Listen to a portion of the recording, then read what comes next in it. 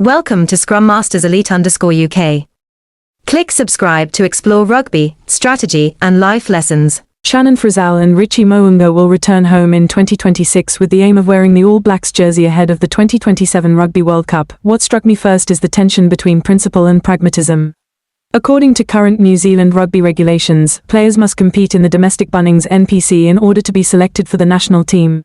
This rule serves as a foundational guideline designed to protect the domestic rugby ecosystem, maintain competitiveness, and ensure that those representing the country are genuinely connected to the local rugby scene.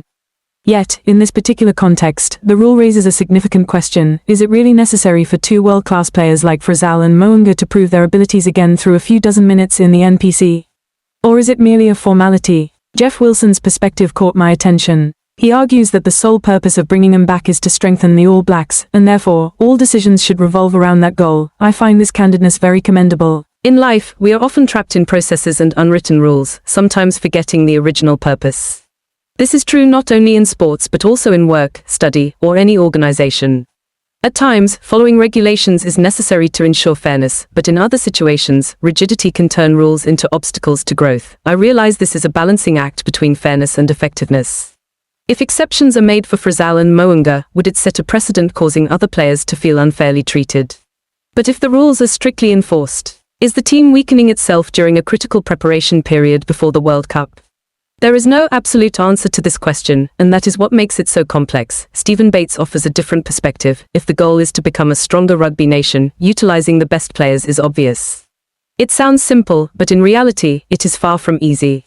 Strength does not come solely from outstanding individuals, but also from the system, culture, and long-term cohesion. Here, I began reflecting on the concept of collective value. A team like the All Blacks is famous not just for skill but for its culture, a powerful, intangible force.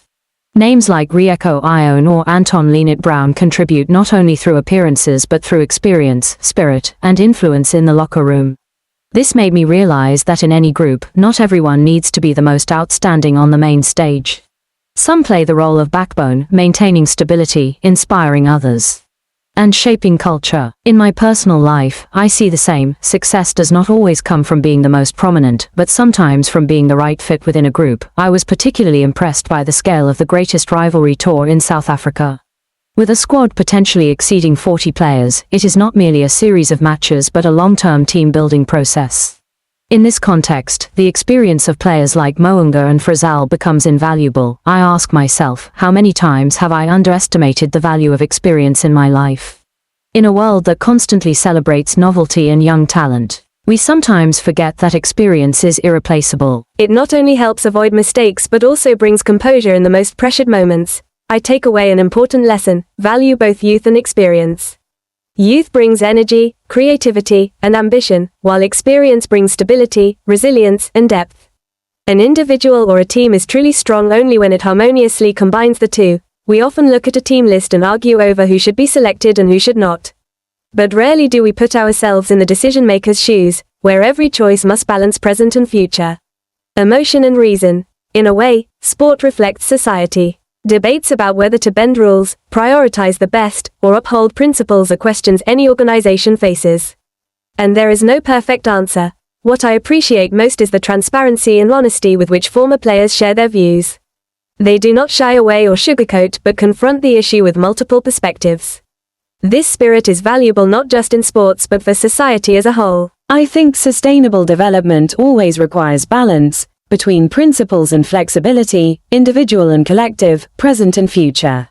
Any form of extremism can lead to unintended consequences. For myself, do not be too rigid with self-imposed rules, but also do not abandon them for short-term gains.